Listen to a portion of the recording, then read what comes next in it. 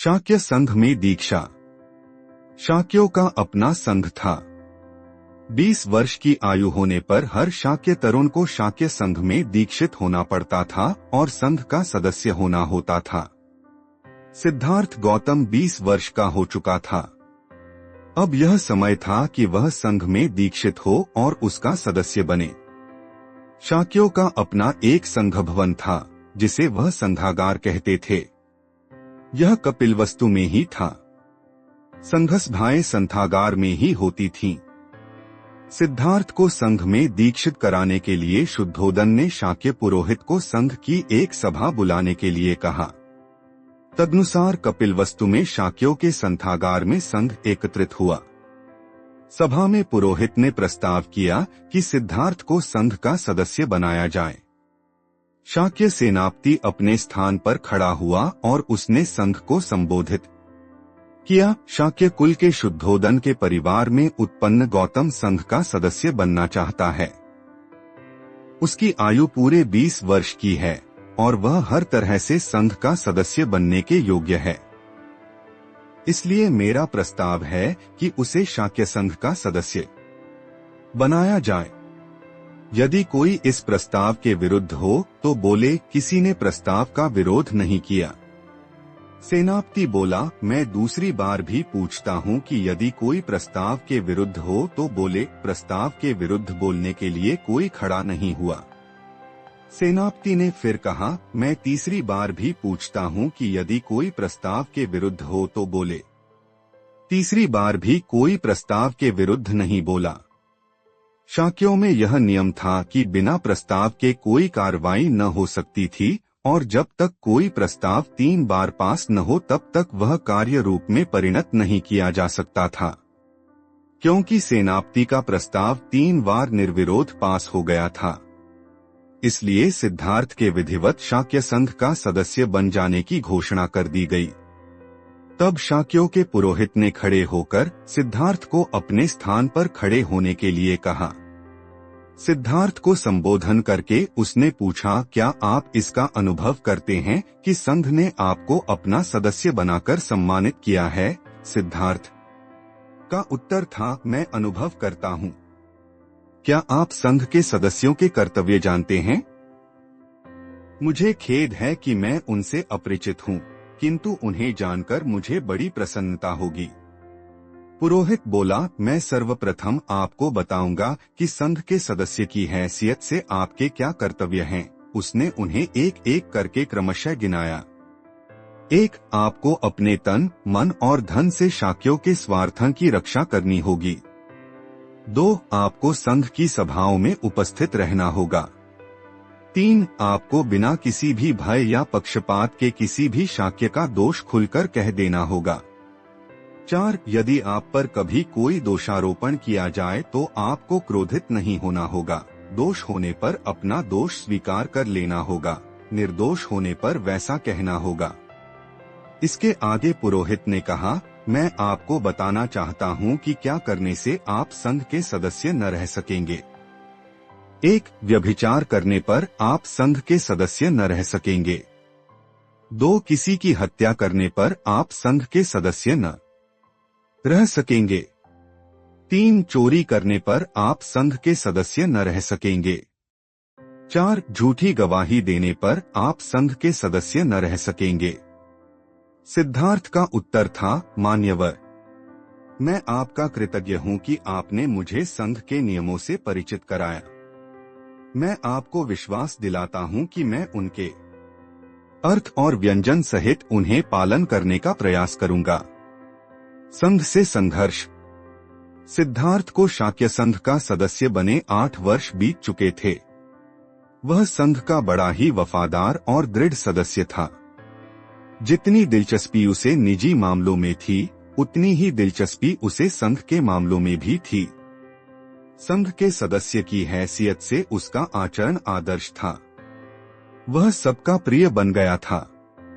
उसकी सदस्यता के 8वें वर्ष में एक ऐसी घटना घटी जो सिद्धार्थ के परिवार के लिए दुर्घटना बन गई और उसके अपने लिए जीवन मरण का प्रश्न। इस दुखदांत प्रकरण का आरंभ इस प्रकार हुआ। शाक्यों के राज्य से सटा हुआ कोलियों का राज्य था। रोहिणी नदी दोनों राज्यों की विभाजक रेखा थी। शाक्य और कोल्य दोनों ही रोहिणी नदी के पानी से अपने अपने खेत सींचते थे। हर फसल पर उनका आपस में विवाद होता था कि रोहिणी के जल का पहले और कितना उपयोग कौन करेगा। यह विवाद कभी कभी झगड़ों में परिणत हो जाते और झगड़े लड़ाइयों में। जिस वर्ष सिद्धार्थ की आयु 28 वर्ष की हुई, उस वर्ष रोहिणी के पानी को लेकर शाक्यों के नौकरों में और कोलियों के नौकरों में बड़ा झगड़ा हो गया। दोनों पक्षों ने चोट खाई। जब शाक्यों और कोलियों को इसका पता लगा तो उन्होंने सोचा कि इस प्रश्न का युद्ध के द्वारा हमेशा के लिए निर्णय कर लिया जाए। शाक्यों के सेनापति ने कोलियों के विरुद्ध युद्ध छेड़ देने की बात पर विचार करने के लिए संघ का एक अधिवेशन बुलाया। संघ के सदस्यों को संबोधित करके सेनापति ने कहा, कोलियों ने हमारे लोगों पर आक्रमण किया। हमारे लोगों को पीछे हट जाना पड़ा। कोलियों ने इससे पहले भी अनेक बार ऐसी आक्रमणात्मक कार्रवाइयां की हैं। हमने आज तक उन्हें सहन किया, लेकिन यह इसी तरह नहीं चल सकता। यह रुकना चाहिए और इसे रोकने का एक ही तरीका है कि कोलियों के विरुद्ध युद्ध की घोषणा कर दी जाए। मेरा प्रस्ताव है कि कोलियों के विरुद्ध युद्ध की घोषणा कर दी जाए। जो विरोध करना चाहें वे बोलें। सिद्धार्थ गौतम अपने स्थान पर खड़ा हुआ बोला, मैं इस प्रस्ताव का विरोध करता हूं। युद्ध से कभी किसी समस्या का हल नहीं होता। युद्ध छेड़ देने से हमारे उद्देश्य की पूर्ति नहीं होगी। इससे एक दूसरे युद्ध का बीजारोपण हो जाएगा। जो किसी की हत्या करता है उसे कोई दूसरा हत्या करने वाला मिल जाता है। जो किसी को जीतता है उसे कोई दूसरा जीतने वाला मिल जाता है। जो किसी को लूटता है उसे कोई दूसरा लूटने वाला मिल जाता है। सिद्धार्थ गौतम ने अपनी बात जारी रखी, मुझे ऐसा लगता है कि शाक्यों को कोलियों के विरुद्ध युद्ध छेड़ने में जल्दबाजी से काम नहीं लेना चाहिए। पहले सावधानी से इस बात की जांच करनी चाहिए कि वास्तव में दोषी पक्ष कौन सा है। मैंने सुना है कि हमारे आदमियों ने भी ज्यादती की है। यदि ऐसा है तो हम भी निर्दोष नहीं हैं। सेनापति ने उत्तर दिया, यह ठीक है कि हमारे आदमियों ने ही पहल की थी, लेकिन यह याद रहना चाहिए कि पहले पानी लेने की भी यह हमारी ही बारी थी। सिद्धार्थ गौतम ने कहा, इससे स्पष्ट है कि हम भी सर्वथा निर्दोष नहीं हैं।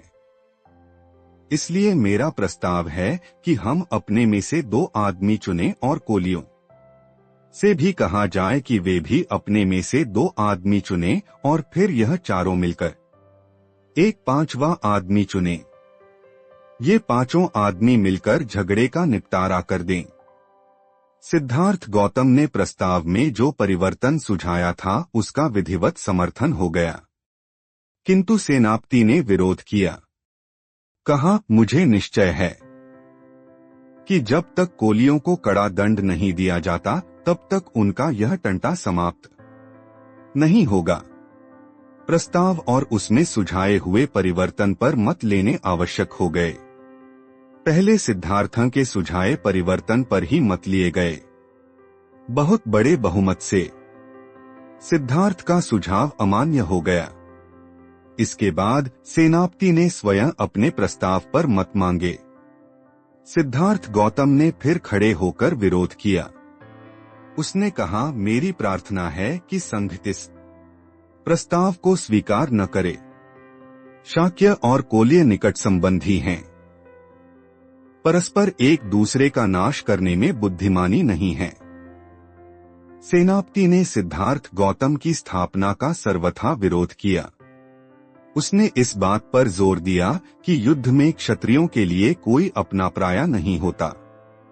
राज्य के लिए उन्हें अपने सगे भाइयों से भी लड़ना ही चाहिए।